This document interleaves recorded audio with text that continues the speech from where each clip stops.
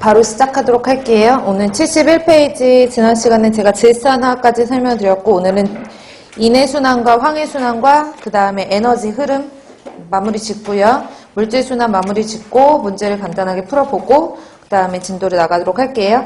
자, 71페이지 보시면은 인해순환이라고 되어 있는데요. 인이라고 하는 물질은 생체 내 유전정보 물질인 DNA, RNA의 구성 원소이다 라고 되어 있거든요. 그래서 뭐 DNA, RNA의 구성 원소인 것뿐만 아니라 뭐 핵산이라든지 단백질, 세포막, ATP 이런 것들의 어떤 구성인자가 되는 것이 인이라고 보시면 되죠. 그래서 꼭 생체 내에 필수적인 원소이다. 뭐 이런 개념으로 이해를 하시면 되고요. 두 번째로는 황과 더불어서 단백질의 구성 성분이며 세포막의 주 구성 성분이다. 그래서 제가 아까 세포막, 핵산, 단백질, ATP 이런 것들의 구성 성분이라고 말씀을 드렸고 그 다음에 3번 줄 쳐보시면 이는 생태계에서 그렇게 풍부한 물질은 아닌 거예요.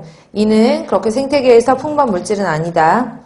보통 인이 어디 많이 들어가 있냐면 이제 땅 속에 있는 인광석의 광물질의 형태로 많이 존재를 하거나 아니면 바닷속 밑에 퇴적물층이 많이 존재를 하거든요. 그래서 앞에 기억나실지 모르겠는데 해수 내에서 이제 인산이온 PO4-3- 같은 인산이온의 농도가 높아진다라고 하는 것은 밑에 있는 물이 위로 이렇게 올라와가지고 용승현상, 즉 어벨링 되어 있는 곳이다라고 유추를 할 수 있다 그랬잖아요. 그런 것처럼 지각속이라든지 바다 밑에 퇴적층이 많이 존재하는 것이 인인데 그마저도 생물 체내가 아주 충분히 그러니까 우리가 이용을 할 수 있을 만큼 넉넉한 편은 아니거든요. 그래서 인이라는 것들은 이제 뭐 거기 나와 있는 것처럼 풍부한 편은 아니다라고 보시면 되고요.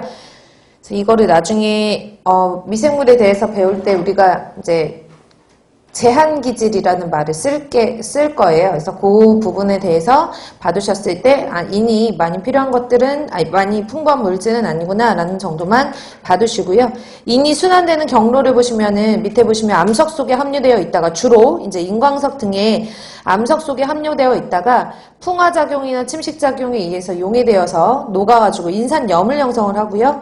이 인산염들이 누구에 의해서 흡수돼요? 식물에 의해서 흡수가 되고 2차적으로 식물이 흡수한 것을 먹이사슬을 통해서 어디로 이동하냐면 소비자로 이동한다라고 했으니까 식물을 통해 흡수한 것이 동물에게로 유입된다라고 보시면 되죠. 그리고 3번에 보시면 사체나 배설물 속의 인은 분해자에 의해서 각종 미생물질에 의해서 다시 인산염이 되어서 식물에 다시 이용되거나 토양으로부터 씻겨나가 퇴적물 속에 축적되고 이 축적된 상태에서 불용성의 염을 형성함으로써 다시 광석을 만드는 거죠. 광물질을 만드는 거. 그래서 이런 식으로 인이 순환이 된다. 읽어보시고요. 황의 순환으로 가셔서 황순환 기작의 대기 중의 황, 수 중의 황, 토양 속의 황으로 구분이 되어 있는데요. 공기 중에 있는 황은 화석연료 속에 있는 황성분의 연소를 통해서 내지는 화산활동 등을 통해서 발생한 속스가 대기 중으로 발생하면서 황이 대기 중으로 이제 유출이 되게 하고요. 그 다음에 니은번에 보시면 이렇게 유출된 황산화물 같은 대기 중에 있는 황성분이 수증기랑 반응해서 뭘로 돼요? 산성비가 되어가지고 수계로 유입돼서 물이 있는 데로 떨어지고요. 그 다음에 물속으로 떨어진 황산이온 같은 경우에는 산성비 속의 속스나 수계 미생물의 혐기성 분해로 발생한 황화수소 같은 것들이 다시 대기로 올라갈 수도 있고 대기로 방출이 되고 황산염 형태로 식물에 이용된 후에 토양 속에 있는 애들은 환원되어가지고 황화물로 변하기도 하고요. 그래서 산성비 형태로 내려가면은 물속에서는 다시 황화수소 형태로 대기로 방출이 되기도